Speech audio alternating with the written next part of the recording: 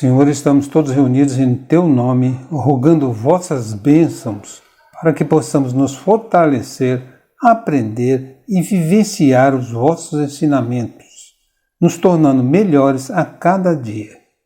Pedimos, Mestre querido, a vossa permissão para iniciarmos o Evangelho de hoje. Evangelho de Jesus, segundo o Espiritismo. Estamos no capítulo 18. Muitos os chamados, poucos os escolhidos. E vamos lá nos itens 10 a 12. Muito se pedirá àquele que muito recebeu. Item 10. O servo que souber da vontade do seu amo e que, entretanto, não estiver pronto e não fizer o que dele queira o amo, será rudemente castigado. Mas aquele que não tenha sabido da sua vontade e fizer coisas dignas de castigo, menos punido será. Muito se pedirá àquele a quem muito se houver dado, e maiores contas serão tomadas àqueles a quem mais coisas se haja confiado. Lucas, capítulo 12, versículo 47 a 48. O que significa a expressão de Jesus, muito se pedirá àquele que muito recebeu? Que os talentos que recebemos de Deus, sejam os de conhecimento, sejam os de bens materiais, devem ser multiplicados em favor do próximo e nos impõem uma responsabilidade maior perante a providência divina e os nossos semelhantes. A providência divina nos cobra na mesma proporção que nos oferece. Se muito recebemos, maior é a nossa obrigação de doar em favor do próximo. A ignorância justifica o erro? Não. Justificar não é bem o termo. Ela apenas abranda a punição. É evidente que, ao contrário do ignorante, aquele que sabe mais deve melhor proceder, sob pena de, não agindo, sofrer, mas por ser responsável. Se errarmos por desconhecer a verdade, seremos menos punidos e não perdoados. Eis que Deus só nos cobra o que dele temos recebido. Assim sendo, não é mais aconselhável saber menos, pois assim menos contas teremos que prestar a Deus?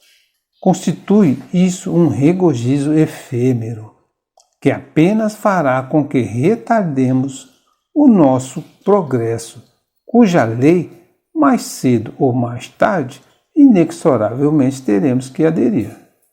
Deus pune não somente pelos nossos erros cometidos, mas também pela nossa inércia, comodismo e má vontade. Item 11. Vim a este mundo para exercer um juízo a fim de que os que não veem, vejam, e os que veem se tornem cegos. Alguns fariseus que estavam com ele ouvindo essas palavras lhe perguntaram: também nós, então, somos cegos? E respondeu-lhe Jesus: se fosseis cegos, não teríeis pecados, mas agora que dizeis que vedes, e é por isso que em vós permanece o vosso pecado. João, capítulo 9, versículo 39 a 41. De que cegueira nos fala aqui Jesus? Seria dos olhos físicos? Não, trata-se da cegueira da alma, que pode ser voluntária nas pessoas que não querem enxergar a verdade personificada por Jesus. O pior cego é aquele que não quer ver. Porque os fariseus eram grandes pecadores. Porque conheciam a lei de Deus, pregavam-na, mas não a praticavam. Mas agora, dizei que vedes, e é por isso que em vós permanece o vosso pecado. No item 12, principalmente ao ensino dos Espíritos, é que estas máximas se aplicam. Quem quer que conheça os preceitos do Cristo e não os pratique, é certamente culpado. Contudo, além de o Evangelho que os contém achar-se espalhado somente no seio das seitas cristãs, mesmo dentro destas, quantos há que não o leem? E entre os que leem, quantos os que não compreendem? Resulta daí que as próprias palavras de Jesus são perdidas para a maioria dos homens. O ensino dos Espíritos, reproduzindo essas máximas sob diferentes formas, desenvolveu-as e comentando-as para pô-las ao alcance de todos. Tem isto de particular: não é circunscrito. Todos, letrados ou iletrados, crentes ou incrédulos, cristão ou não, o podem receber, pois que os Espíritos se comunicam por toda parte. Os médiuns, que obtêm boas comunicações, ainda mais censuráveis são, se persistirem no mal, porque muitas vezes escrevem sua própria condenação e porque, se não os cegassem o orgulho, reconheceriam que a eles é que se dirigem os espíritos. Todavia, em vez de tomar para si as lições que escrevem, ou que leem escrita por outros, têm por única preocupação aplicá-las aos demais, confirmando assim estas palavras de Jesus: vedes o argueiro no olho do vosso próximo, e não vedes a trave que está no vosso olho.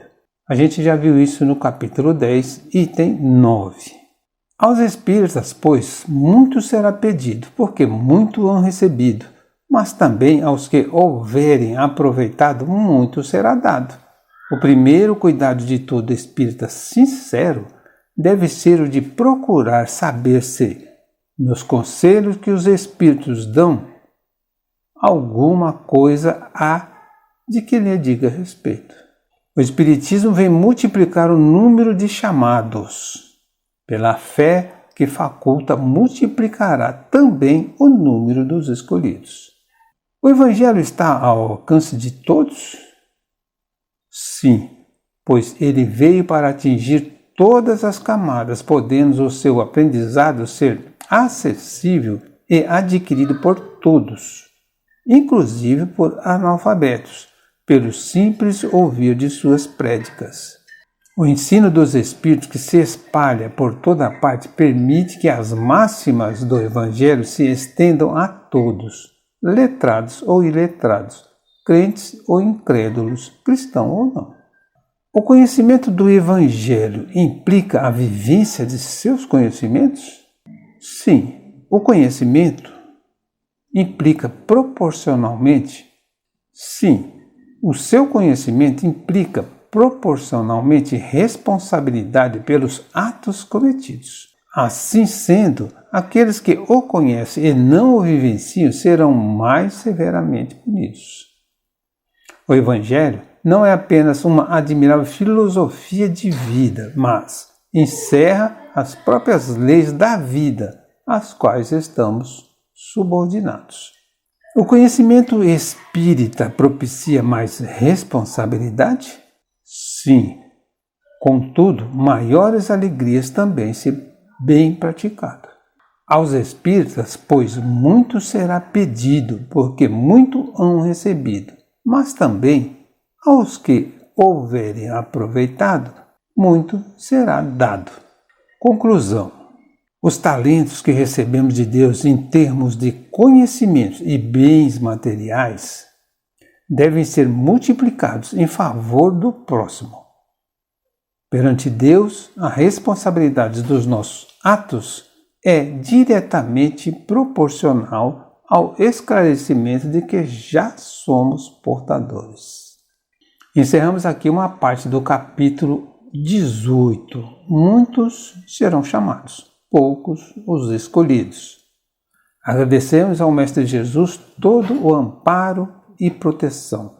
Seja nosso guia, Senhor, hoje e sempre. Auxilie-nos a sermos tão bons como o seu Evangelho nos ensina, a sermos mais amáveis, pacientes e resignados perante as provações que precisamos viver.